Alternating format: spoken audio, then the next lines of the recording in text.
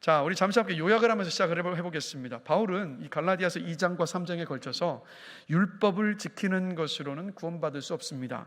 오직 예수 그리스도를 믿는 믿음을 통해서 은혜로 구원받습니다라는 것을 계속해서 논증했습니다. 왜 그랬냐면 갈라디아 교회의 많은 교회들 성도들에게 예수 그리스도를 믿는 것만으로는 안 된다, 우리처럼 율법을 지키고 할례도 받아야 하나님의 백성이 될 수 있다는 거짓 복음을 전했던 유대주의자들 때문에 지금 갈라디아 교회들이 흔들리고 있었기 때문이에요. 복음의 감격도 잃어버리고 교회가 막 이제 무너질 위기 속에 있었기 때문이었습니다. 그래서 진리를 지켜야 했고 또 교회를 지켜야 했고 성도를 지켜야 했기 때문에, 그래서 바울이 이렇게 열정적으로 논증을 하며 변호를 했던 거였습니다. 그래서 이 모습을 보면서 바울의 그 교회를 향한 마음, 성도를 향한 마음, 진리를 향한 마음, 주님을 향한 마음이 얼마나 컸던가, 이게 막 느껴지더라고요. 그래서 여러분 명심하십시오. 우리는요 진리를 지켜야 됩니다. 무슨 일이 있어도 하나님의 살아있는 진리의 말씀을 우리는 지켜야 합니다. 그러나 진리가 아닌 것은요 포용해주고 용납할 수 있어야 돼요. 본질은 지켜야 하지만 비본질적인 것은 버려도 되고 바꾸어도 되고 용납해도 되고 수용해도 됩니다. 바람은요 정말 이 시대가 이 절대 진리를 인정하지 않는 시대이지 않습니까? 그래서 여러분들이 세상에서 사시면서 진리의 말씀을 붙들고 진리이신 하나님을 붙잡며 살아갈 때 분명히 부대낌이 있으실 겁니다. 그러나 주눅들지 마시고 기죽지도 마시고 여러분 정말 그 진리를 끝까지 지켜내시길 주님의 이름으로 축복합니다. 그게 그리스도인이고요, 여러분이 그런 삶을 살 때 세상에 빛이 될 수 있고 소금이 될 수 있습니다. 세상도 그런 그리스도인들을 여러분 기다리고 있습니다. 그리고요 반가운 분이 또 한 분 계세요. 깜빡했습니다. 우리 이병렬 집사님 오셨습니다. 우리 또 암 수술 받으시고 회복하시고 우리가 다 함께 감사와 또 경례의 말씀 함께 하시겠습니다. 너무 감사합니다. 네. 안 그래도 집사님 오셔서 또 함께 예배드리고 싶은 마음을 표현하셨는데 너무 감사합니다. 자, 여러분 진리를 지키고 교회를 지키고 갈라디아 교회 성도들을 지키기 위한 바울의 치열한 논증의 핵심이 뭐냐면 오늘 함께 읽은 본문의 갈라디아서 3장 26절입니다. 자, 다 같이 한 목소리 한번 읽어보겠습니다. 너희가 다 믿음으로 말미암아 그리스도 예수 안에서 하나님의 아들이 되었으니. 아멘. 이 말씀이 갈라디아서 전체의 핵심이라고도 보셔도 돼요. 너희가 다 믿음으로 말미암아 그리스도 예수 안에서 하나님의 아들이 되었으니. 그런데 여러분 이 말씀을 잘 보시면 모든 사람이 하나님의 아들이 되는 것이 아니에요. 그렇죠? 예수 그리스도를 믿는 사람이 하나님의 아들입니다. 예수 그리스도를 믿을 때만이 하나님의 아들입니다. 자, 그런데 이제 요즘에 이제 페미니즘이라든가 이런 어떤 여성 인권 신장을 위해서 또 일하시는 많은 분들 가운데 여기 보시면 남녀 그리스도인들을 모두 가리키는 표현으로 어떤 말을 쓰고 있냐면 아들이라는 남성령을 쓰고 있습니다. 이것 때문에 막 발끈하시는 분들이 있어요. 혹시 이 자리에 또 그런 분이 계시지 않겠죠? 그런데 여러분 그래서 이런 표현을 사용했다는 이유로 바울을 남녀를 차별하는 차별주의자로 몰아세우는 사람들도 많습니다. 여러분 왜 정말 그럴까요?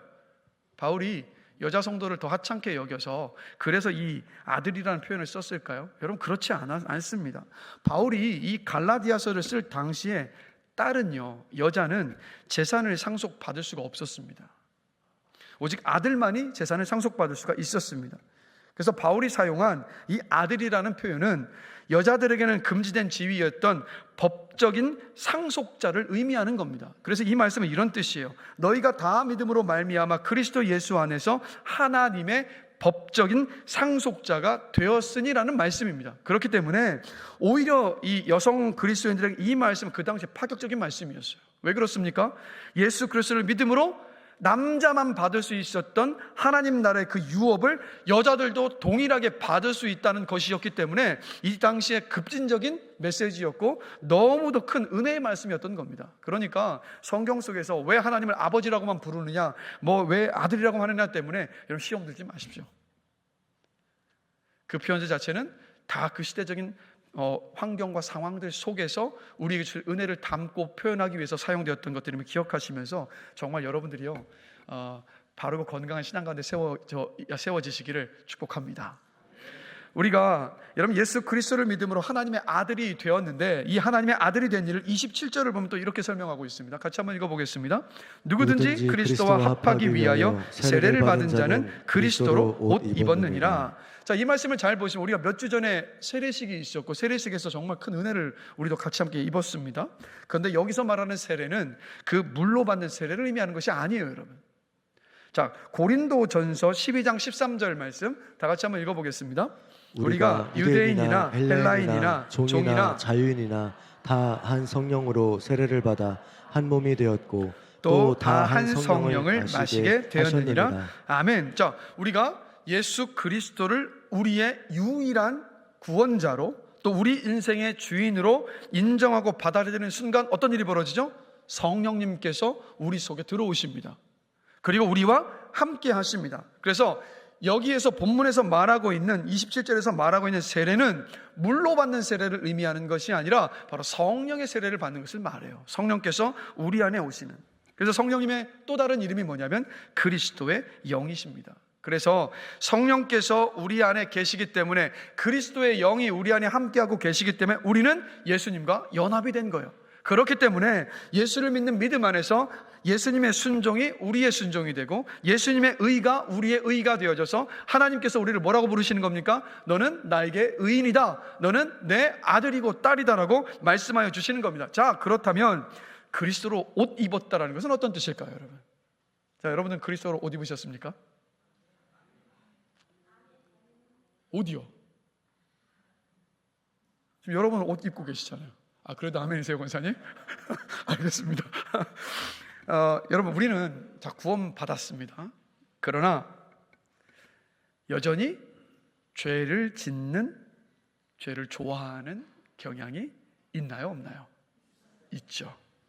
죄의 유혹에 쉽게 흔들리고요. 우린 죄를 짓습니다. 그런데 이런 우리를 하나님께서 보실 때 어떻게 보고 계실 거라고 생각하세요?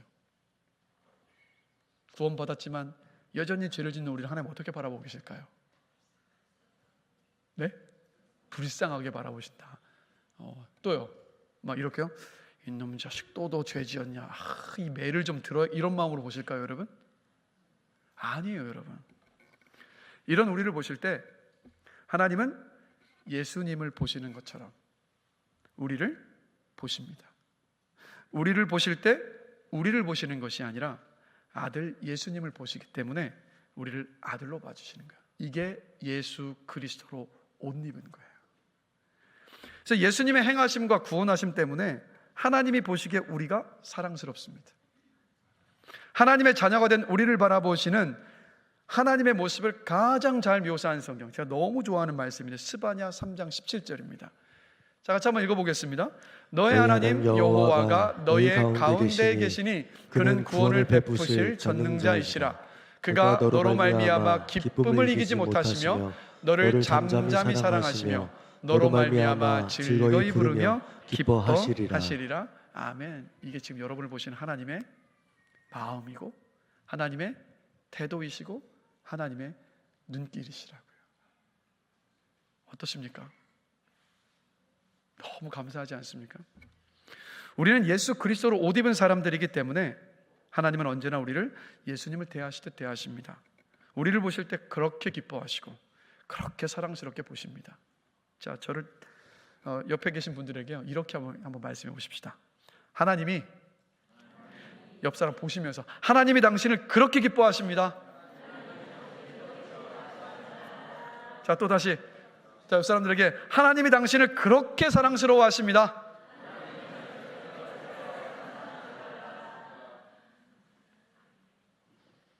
일부와 똑같군요. 부부이신 분들은 그러니까 부부가 아니신 분들은 옆 사람에서 환하게 이야기하시는데 부부이신 분들, 특별히 남편분들은요, 하나님이 당신을 그렇게 기뻐하신다면 옆에 배우자를 바라보셔야 되는데 앞에를 보시면서 하나님 당신을 그렇게 기뻐하십니다. 네, 전형적인 한국의 부부의 모습. 네, 변함없는 여러분들의 모습에 감사합니다. 네, 다시 돌아와서 이렇게 우리를 바라보고 계시다는, 왜냐하면 우리는 예수 그리스도를 옷 입었기 때문에 우리 안에 양자의 영이신 성령께서 계시기 때문입니다. 자, 그런데 우리는 예수 그리스도를 믿는 믿음을 통해 은혜로 얻은 구원을 자꾸 개인적인 차원으로만 좁혀서 생각할 때가 참 많은 것 같습니다. 이런 식이죠. 내가 예수 믿고 구원받고, 내가 그리스도로 옷 입고, 내가 육신의 죽음 뒤에 천국 가는 것, 그냥 이것만으로 구원을 좁혀서 생각할 때가 참 많습니다. 그러나 여러분, 성경을 보시면 구원은요, 나 한 사람의 개인적인 구원을 말씀하신 적이 단 한 번도 없습니다. 자, 그러나 개인적인 차원에만 구원은 절대 머무르진 않아요. 자, 오늘 본문 26절과 27절을 우리 다 같이 한 목소리 한번 읽어보겠습니다. 너희는 유대인이나 헬라인이나 종이나 자유인이나 남자나 여자나 다 그리스도 예수 안에서 하나이니라. 너희가 그리스도의 것이면 곧 아브라함의 자손이요 약속대로 유업을 이을 자니라. 자, 예수를 믿음으로 구원받은 우리가 뭐라고 말씀하고 있냐면 하나라고 말씀하고 있습니다. 예수를 믿음으로 구원받은 우리가 아브라함의 자손이라고 말씀하고 있습니다.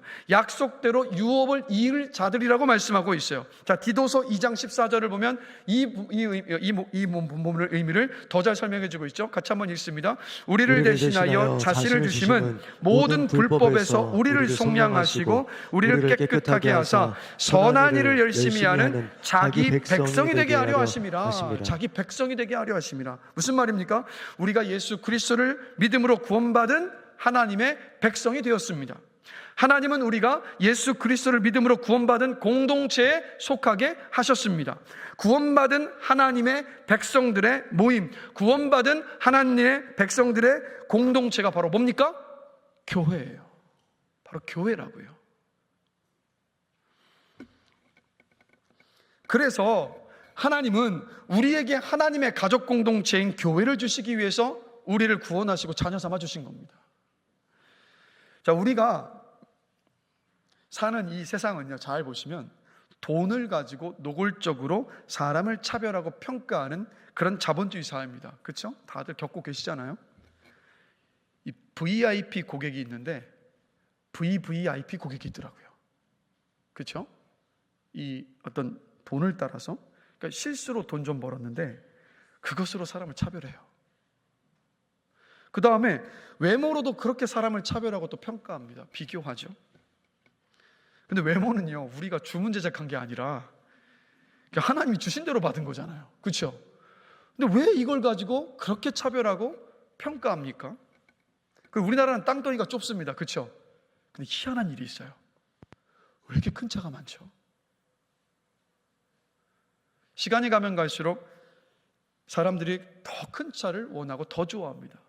왜냐하면 차를 가지고 그 사람의 성공의 여부를 판가름짓기 때문에.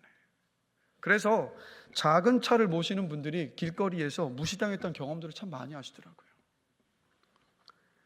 또 제가 미국 유학 시절 제가 있던 텍사스 달라스에 있어 보니까 거기도 대학 동문회가 많더라고요.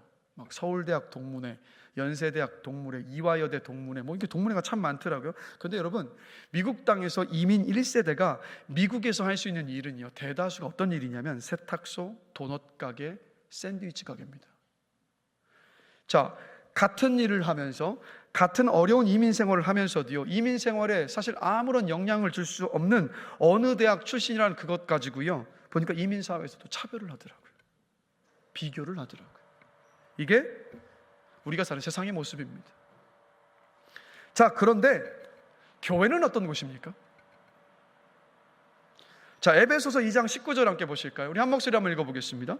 그러므로 이제부터 너희는 외인도 아니요 나그네도 아니요 오직 성도들과 동일한 시민이요 하나님의 권속이라. 자, 교회를 뭐라고 말씀하고 있습니까? 하나님의 권속이라. 권속은 무슨 뜻이냐면 가족이라는 뜻입니다. 국어사전을 보면 권속을 이렇게 표현합니다. 한 집에 거느리고 사는 식구라는 뜻이에요. 한 집에 거느리고 사는 식구. 자, 그러면 누가 거느리고 있는 겁니까? 호주가 거느리고 있는 거잖아요. 그러니까 아버지가 거느리고 있다는 것을 강조하는 것이 바로 권속입니다. 그래서 여러분들, 우리가 어렸을 때, 저도 어릴 때 보면 동네 어른들이 제가 누군고 이렇게 물어보면 제 이성진이에요, 성진이에요 이렇게 말하기보단 시골에서 이렇게 말했어요. 공주에서 저 목사 때 큰아들이라고. 그죠? 이게 다 뭡니까? 아버지를 중심으로 그 아이의 존재감을 나타냈던 것이 우리 과거에 다 익숙하시잖아요. 누구집 몇째 아들로 몇째 딸로 불리셨잖아요, 다들. 자, 교회는 하나님의 권속입니다. 그러면 교회의 호주는 누구세요? 하나님이십니다. 교회는 어떤 곳이라고요? 예수 그리스도로 옷 입은 하나님의 자녀들이 모인 곳입니다. 즉 교회는 하나님을 아버지로 모신 가족 공동체라는 말이에요. 이게 하나님의 권속입니다. 그래서 우리는 교회 안에서 이렇게 보는 거 아니겠습니까? 우리 아버지 하나님이시지. 이렇게 하다가도 옆 사람을 보면서 아 맞네, 저 장로님 아버지도 하나님이셨지. 우리는 이렇게 나를 바라보고 서로를 바라보는 거잖아요. 그렇지 않습니까? 우리는 하나님 안에서 한 가족, 똑같은 하나님을 아버지로 둔 하나님의 가족이라는 겁니다. 우리는 이렇게 볼 수 있어야 돼요. 그렇기 때문에 교회 안에 남자는 남자로, 여자는 여자로 그대로입니다. 유대인은 유대인으로, 이방인은 이방인으로 그대로입니다. 인간적인 구별은 교회 안에 모두 그대로입니다. 그러나 교회 안에는 차별이 없어요. 불평등했던 것들이 사라지는 곳이 바로 교회입니다.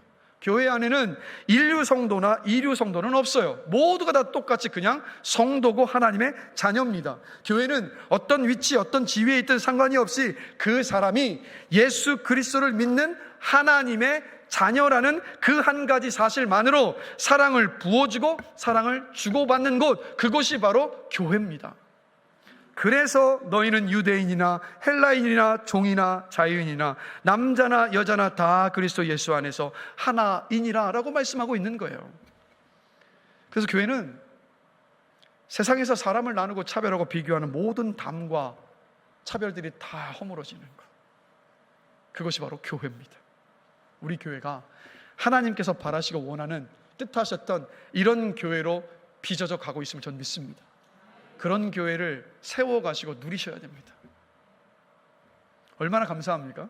그래서 말씀을 준비하다가 미국의 레이 오틀랜드 목사님이 본인이 목회하시는 교회에 오는 이들을 환영하는 환영사를 보게 됐는데, 이 환영사가 얼마나 은혜가 되든지 교회가 어떤 곳인지 너무 잘 표현하고 있는 거예요. 제가 읽어드릴 테니까 한번 들어보십시오.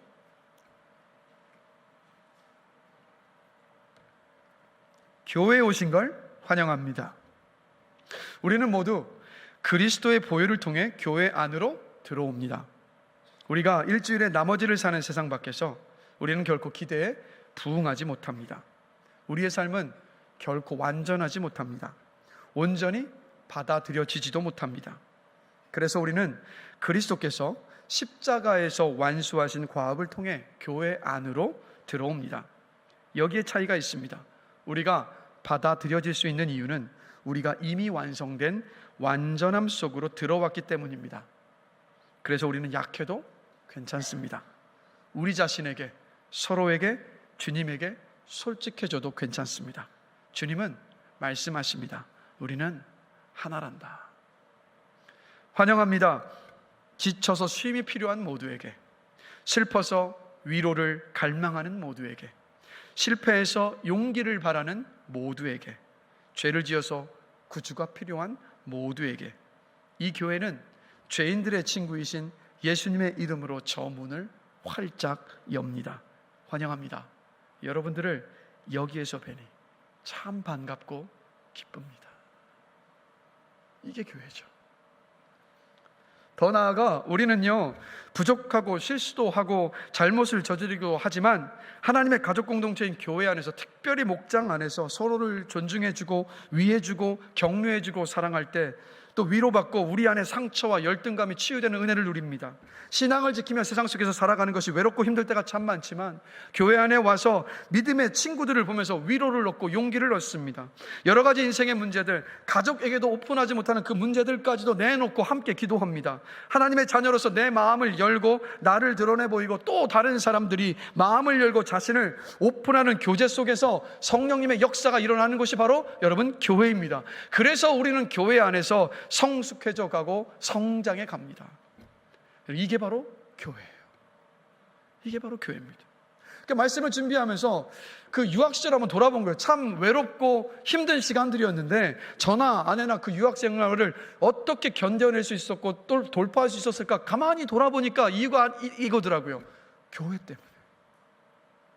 저는 교회에 속해 있었고 교회를 갈 때마다 하나님의 위로가 있었고 함께 있는 권속들의 위로와 격려와 기도와 섬김이 있었기 때문이더라고요.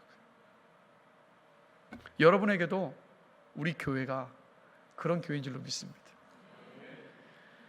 그래서 여러분, 예수 그리스도를 믿음으로 구원받은 사람은 누구나 하나님의 자녀입니다. 하나님의 자녀이기 때문에 하나님을 아버지로 모신 가족 공동체인 교회에 속합니다. 하나님은 하나님의 가족 공동체인 교회를 주시려고 우리를 구원하여 주시고 하나님의 자녀 삼아 주신 것입니다. 그렇기 때문에 저는 예수님을 믿지만 교회는 다니지 않습니다는 이 말은 틀렸습니다. 여러분, 교회 공동체 안으로 깊숙이 들어오십시오. 예배 참석에만 머무르지 마시고 그냥 예배당 뜰만 밟고 왔다 갔다 하지 마시고 목장 안으로 깊숙이 들어오셔서 하나님의 가족 공동체가 주는 은혜와 기쁨을 누리시기를 주님의 이름으로 축원합니다. 놓치시면 안 됩니다. 그런가 하면 하나님은 우리에게 하나님과의 친밀한 교제를 누리게 하시려고 우리를 자녀 삼아 주셨습니다. 교회 안의 성도들에게요, 하나님 믿으세요라고 물으면 네, 하나님을 믿습니다라고 답변을 합니다. 여러분에게 한번 물어보죠. 자, 하나님 믿으십니까? 하나님 믿으세요? 자, 하나님 믿는다고 다 말씀하셨는데 다 하나님을 믿는 사람들이 모여서 예배드리고 있습니다. 자, 그런데요, 하나님을 믿는 삶의 모습은요, 제각각입니다. 다 달라요. 제가 하나님을 믿는 그 삶의 모습을 몇 가지를 제가 설명을 드릴 테니까 지금 나는 하나님을 믿고 있는데 어떠한 삶을 살아가고 있는가? 여러분 자신을 한번 점검해 보시길 바랍니다. 첫째, 어떤 사람은요, 하나님께 맞추는 삶을 삽니다. 그 미국의 크리스찬 미식축구 선수가요, 연장 시간에 패스를 미스하면서 그 팀이 경기에서 졌습니다. 그래서 그날 경기에서 지고 나서 이 선수가 자신의 SNS에 이런 글을 올립니다. 나는 항상 당신을 찬양하는데 당신은 나를 이렇게 대하겠다? 이 일로 내가 무엇인가를 배우길 원하겠다, 그렇게 하겠지? 어떻게? 난 결코 잊지 않을 거야. 이런 글을 SNS에 올렸어요. 뭡니까? 하나님을 향한 분노를 표현하고 있는 거예요. 하나님이 경기를 지게 했다고 하나님을 비난한 겁니다. 자, 이 사람은요, 크리스찬으로서 하나님을 예배했습니다. 그런데 그 예배의 대가로 경기장에서 하나님의 도움을 구한 거예요. 그런데 하나님의 도움이 없이 경기에서 지고 나니까 하나님께서 약속을 깨뜨렸다고 하나님을 비난했던 겁니다. 이 선수에게 신앙은, 하나님은 뭐냐면 하나님의 호의를 사서 미식축구 경기 결과같이 예측할 수 없는 사건을 통제하기 위한 그냥 수단, 예배 순종 같은 하나님의 요구에 맞춰 살면 하나님이 복 주실 것이라 여기며 신앙생활하는 것이, 그런 삶을 살았던 거, 이게 바로 뭐냐면 하나님께 맞추는 삶입니다.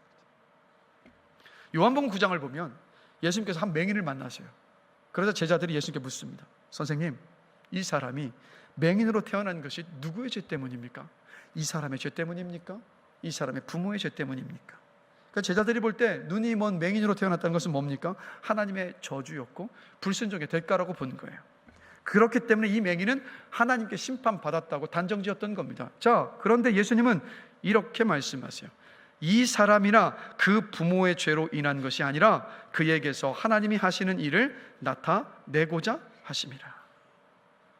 왜 이렇게 말씀하셨습니까? 예수님은 당시의 문화에 만연했던, 제가 지금 설명드리고 있는 하나님께 맞추는 그 삶의 자세를 부정하시는 거예요.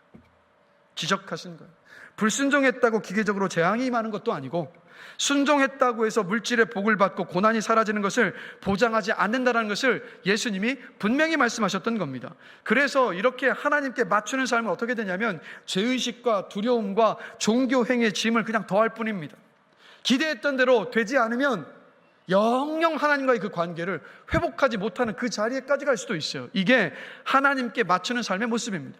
두 번째는 이런 삶이 있어요. 어떤 사람은 하나님과 상관없는 삶을 삽니다. 자, 예수님 당시에 바리새인들은 누구냐면 성경 전문가들입니다. 구약 성경 전체를 암송했어요. 성경의 모든 계명을 세밀하게 조사한 다음에 2000가지가 넘는 율법의 전통을 만들어낸 사람들입니다. 성경의 모든 가르침도 정확하게 분석했습니다. 이렇게 성경에 통달했던 사람들인데 참 아이러니하게도요, 하나님이신 예수님께서 이들의 눈앞에 서 계셨는데 이들은 어떻게 됐습니까? 하나님을 알지도 못했고 깨닫지도 못했고 믿지도 않았어요. 예수님께서 이들에게 이렇게 말씀하세요. 요한복음 5장 39절에서 40절을 보면 우리 같이 한번 읽겠습니다. 너희가 성경에서 성경에서 영생을 얻는 줄 생각하고 성경을 연구하거니와 이 성경이 곧 내게 대하여 증언하는 것이니라. 그러나 너희가 영생을 얻기 위하여 내게 오기를 원하지 아니하는도다. 그러니까 신앙을 어떤 원칙이나 신성한 법칙이냐 아니면 삶에 적용할 수 있는 가르침 정도로 축소시켜버린 거예요. 자, 요즘으로 예를 들면 이런 거겠죠. 경건한 결혼을 위한 5가지 단계, 하나님의 방법으로 아이를 기르는 방법, 리더십의 성경적인 원칙, 하나님 나라의 원칙으로 재정을 관리하는 법 등등, 뭐 이런 식으로 성경 속에서 원칙을 발견하고 그것을 삶에 적용하는 거예요. 그럼 이것이 필요한 건 맞아요. 그러나 이런 삶에는 사실 돌아보면 하나님과 관계는 필요하지 않아요. 그냥 성경 속에서 그 원칙만 찾아내면 돼요. 그리고 세속적인 어떤 원칙을 성경에서 발견한 원칙으로 그냥 대체하기만 하면 됩니다. 여기에는 하나님과의 교제도 하나님과의 관계도 필요치 않아요. 결국 다 뭡니까? 삶을 내가 통제하는 욕망의 반영. 이게 하나님과 상관없는 삶의 모습이에요. 세 번째입니다. 어떤 사람은 하나님께 요구하는 삶을 삽니다. 자, 우리가 예전에 몇 년 전에 사사기를 함께 살펴봤지만, 자, 사사기를 보시면 하나님께서 이스라엘 백성을 인도하셔서 젖과 꿀이 흐르는 가나안 땅, 약속의 땅에 정착하게 하셨습니다. 근데 이 이스라엘 백성들이 그 땅에 정착하고 나서 땅의 풍성함을 누리기 시작하니까 어떻게 됐죠? 하나님을 버렸습니다. 하나님을 떠났어요. 그러자 하나님께서 이들이 돌이키고자 하시는 마음에 주변의 이방 민족들에게 막 압제를 당하게 하십니다. 그러면 막 이방 민족들이 압제를 당하면 이때 이스라엘 백성들이 어떻게 했죠? 하나님을 찾아요. 우리를 좀 살려달라고. 그럼 우리 하나님은 그 부르짖음을 들으시고 이방 민족의 압제로부터, 박해로부터 이스라엘 백성들을 구원하여 주십니다. 그리고 다시 평화가 찾아오고 풍요로움이 찾아와요. 그런 다음에 이스라엘도 어떻게 하죠? 다시 하나님을 버려요. 왜 그랬을까요? 이 이스라엘 백성들에게 이스라엘 백성들에게는 하나님 자체보다 하나님이 그들에게 해주실 일과 주실 것을 더 가치 있게 여기기 때문에 입술과 마음으로 하나님을 찬양할 때도 단지 무언가를 얻어갈 수 있을 것인가, 그것을 기대하는 것, 이게 바로 하나님께 요구하는 삶입니다. 또 다른 말로 기복주의 신앙. 네 번째입니다. 어떤 사람은 어떤 삶을 사냐면 하나님을 위한 삶을 삽니다. 자, 누가복음 15장에 보면 여러분이 잘 아시는 돌아온 탕자의 비유의 이야기가 있습니다. 이 비유 속에서 둘째 아들은 오직 뭐에만 관심이 있었죠? 아버지 재산이요. 그래서 돌아가시도 않고 버젓이 살아계신 아버지에게 유산을 요구하고 유산을 챙겨서 집을 떠납니다. 이 둘째 아들이 누굽니까? 하나님께 요구하는 삶을 살았던 모습을 반영하고 있는 거예요. 그래서 방탕하게 생활하다가 아버지께 받았던 모든 재산 다 탕진합니다. 거지가 돼서 돼지 치는 일로 연명하다가 불현듯 들었던 생각이, 내가 이대로 있으면 죽겠구나. 아버지 집으로 돌아가서 아버지께 용서를 구하면, 그리고 종으로 써달라고 하면, 그러면 내가 살 수 있겠구나. 그런 마음으로 아버지 집으로 돌아갑니다. 근데 어떻게 됐어요, 여러분? 놀랍게도 아버지는 그 돌아온 둘째 아들을 보면서 기뻐 어쩔 줄 몰라 하면서 버선발로 뛰어나와서 그 아들을 확 끌어안아주고 환영하면서 성대한 잔치를 열었습니다. 근데 그 잔치 자리에 참석하지 않은 한 사람이 있었죠. 바로 큰아들이었습니다. 이 아버지는 큰아들에게 찾아가서 네 둘째 동생이 돌아온 것을 기념하고 축하하는 이 잔치에 함께 와야지 하면서 권면하고자 찾아갑니다. 그런데 이 아들이 화가 나서 아버지에게 이렇게 소리칩니다. 누가복음 15장 29절 30절인데 같이 한번 읽어보겠습니다. 내가 여러 해 아버지를 섬겨 명을 어김이 없거늘 내게는 염소 새끼라도 주어 나와 내 벗으로 즐기게 하신 일이 없더니 아버지의 삶을 창녀들과 함께 삼켜버린 이 아들이 돌아오매 이를 위하여 살찐 송아지를 잡으셨나이다. 아버지에게 지금 막 화가 나서 소리 지르고 있는 거예요. 많은 사람들이 아버지에게 순종적인 이 큰 아들을 동정합니다. 그런데 여러분, 성경을 가만히 보시면 예수님은요, 이 큰 아들을 칭찬하지 않으세요. 큰 아들은 어디에 가치를 두고 있었는가 보면 이 아들의 말 속을 보면 알 수가 있는데 이겁니다. 내가 여러 해 아버지를 섬겨 명을 어김이 없거늘. 이걸 보면 큰 아들의 가치관이 무엇인가를 알 수 있는데, 이 큰 아들은 분명히 아버지를 위해 산 것 맞아요. 그리고 자신의 아버지를 향한 그 섬김에 걸맞는 대가를 기대했습니다. 아버지의 재산만을 원했던 둘째 아들과 똑같았어요. 그래서 하나님을 섬기면서 그 섬김 속에서 나의 가치를 발견하는 것이 바로 뭐냐면 하나님을 위한 삶입니다. 자, 정리해보면 하나님께 맞추는 삶은 순종을 통해서 하나님을 조종해서 복을 얻고 재앙을 그치게 하려 합니다. 하나님과 상관이 없는 삶 속에서 하나님은 누구시냐면 단지 인생의 법칙과 원칙을 제공해 주시는 분에 지나지 않습니다. 하나님께 요구하는 삶에서 하나님은 단지 우리의 욕망을 채워주시는 분에 지나지 않습니다. 하나님을 위한 삶에서는 삶의 방향과 목적을 정하기 위해서 그저 하나님을 이용할 뿐이에요. 그렇다면 여러분들은 하나님과 어떤 관계 속에 계십니까? 하나님께 맞추는 삶, 하나님과 상관이 없는 삶, 하나님께 요구하는 삶, 하나님을 위한 삶 넷 중에 어떤 삶을 살고 계십니까?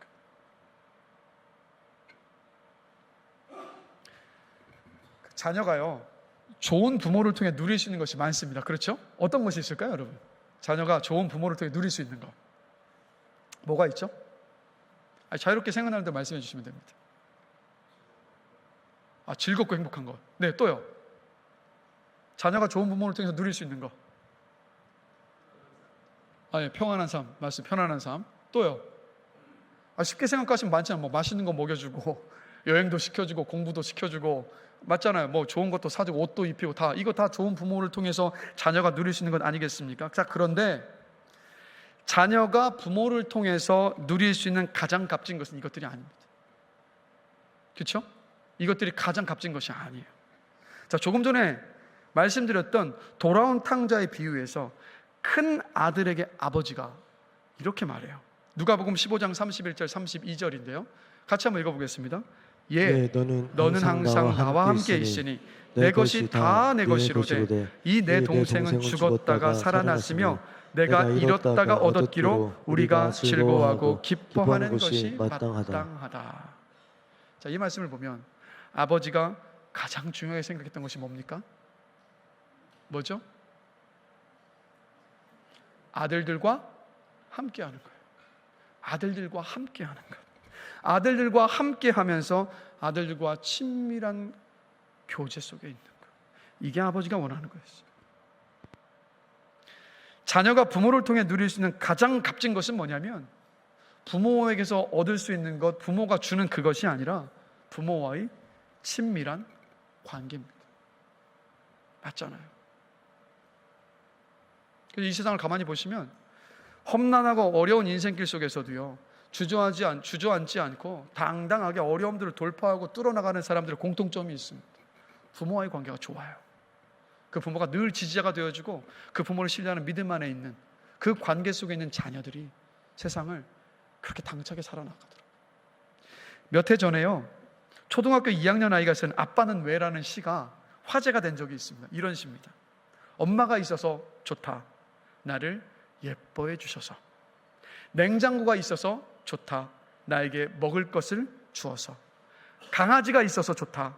나랑 놀아주어서. 마지막이 중요합니다. 아빠는 왜 있는지 모르겠다.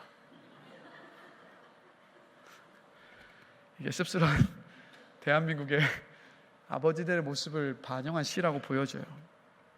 요즘 여러분 여러 가지 이유로 부모와 자식 간의 관계가 어그러져 있기 때문에, 자녀와 부모의 친밀한 어그러져 있기 때문이지, 사실 우리 부모님들 아셔야 돼요.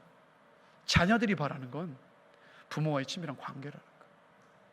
언제든 나를 지지해주고, 언제든 나의 이야기를 들어주고, 언제든 힘들고 어려울 때마다 기댈 수 있는 큰 나무와 같은 그 부모. 자녀들에게 가장 필요한 건 바로 부모와의 친밀한 관계입니다. 하나님께서 예수 그리스도를 믿음으로 우리를 용서하시고 하나님의 자녀 삼아 주셨습니다.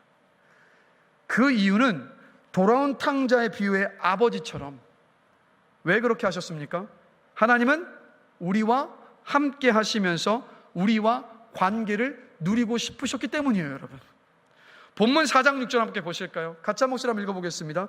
너희가 아들임으로 하나님이 그 아들의 영을 우리 마음 가운데 보내사 아빠 아버지라 부르게 하셨느니라. 아멘. 이 말씀 그대로 띄워주세요. 자, 예수 그리스도를 믿어 은혜로 구원받은 사람에게 일어나는 놀라운 사건이 뭡니까? 성령님께서 우리 속으로 들어오시는 사건입니다. 성령께서 우리 안에 함께하고 계시는데, 성령님의 또 다른 이름이 뭐냐면 양자의 영이십니다. 그래서 양자의 영이신 성령님께서 우리 안에 계시기 때문에 우리가 하나님을 아빠, 아버지라고 부를 수 있게 하시는 거예요. 그러니까 여러분들이 하나님을 아버지라고 부르시는 건 당연한 것이 아니라, 당연한 것이 절대로 아니죠. 여러분 안에 성령께서 계시기 때문에 양자의 영이신 성령께서 아버지라고 부르게 하시는 겁니다. 자, 그런데 이 말씀을 보시면 그냥 아버지라고 해도 될 텐데 앞에 하나를 더 붙여요. 뭐라고 붙였습니까? 아빠, 아버지래요. 이게 히브리어 아바에서 나온 단어예요. 아바. 이 아바가 우리가 사용하는 아빠랑 똑같은 말이에요. 근데 발음도 비슷하죠? 아바, 아빠. 자, 그럼 왜 아빠라고 했을까요? 이 아바라는 표현, 이 아바는 어린 아이들이 아빠를 친밀함을 담아서 부르는 호칭입니다. 애칭이란 말이에요. 이게 아빠예요. 우리랑 똑같이 아빠입니다. 마가복음 14장 36절을 보시면 예수님이 하나님을 아빠라고 부르세요. 예수님께서 하나님을 아빠라고 부르셨기 때문에 우리도 하나님을 아빠라고 부를 수 있는 겁니다. 자, 그런데 이 말씀은 그래서 어떤 뜻이 되겠습니까? 이런 뜻 아니겠어요? 우리가 성령님을 통해서 하나님과 친밀하고 인격적인 관계를 누리게 되었다는 것을 저 아빠라는 표현을 통해서 말해주고 있는 거잖아요. 그러니까 하나님이 여러분에게 원하시는 건 뭐냐면 하나님과의 관계 속에 있는 것, 하나님과의 관계를 누리는 것이 하나님께서 여러분에게 바라시는 거라고요. 자, 그러면 질문 드릴게요. 하나님과의 관계는 어떻게 누립니까? 하나님과는 어떻게 교제합니까?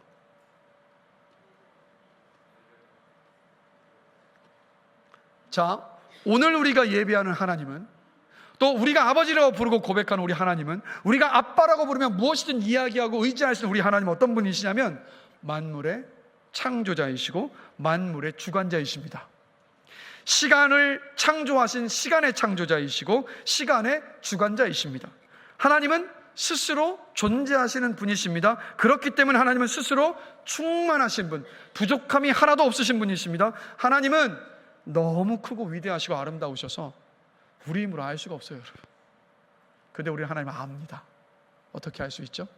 하나님이 성경을 통해서 하나님이 어떤 분이신가를 계시해 주셨기 때문에, 밝히 드러내 보여주셨기 때문에 우리는 하나님을 압니다.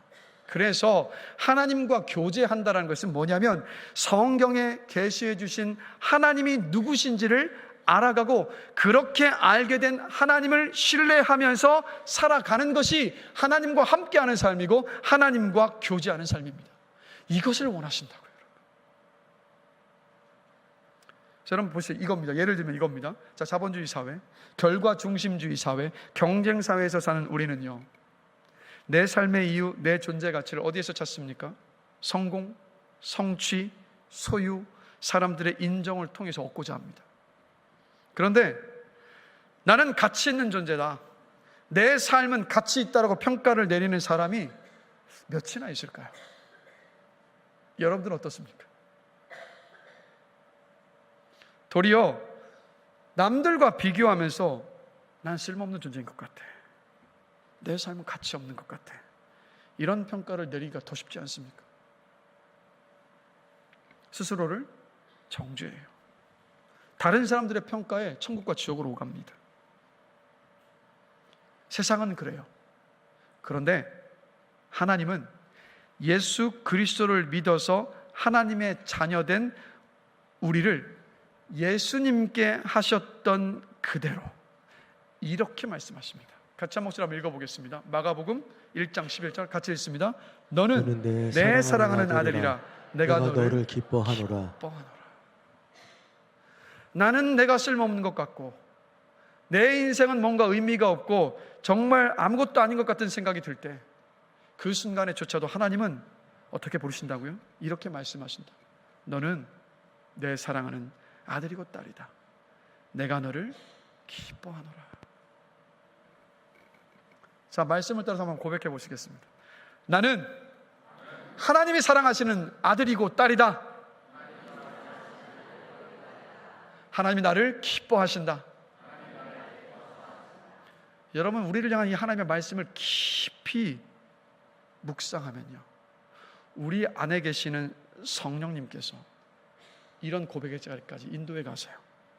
나는 하나님이 사랑하시고 기뻐하시는 가치 있는 존재다.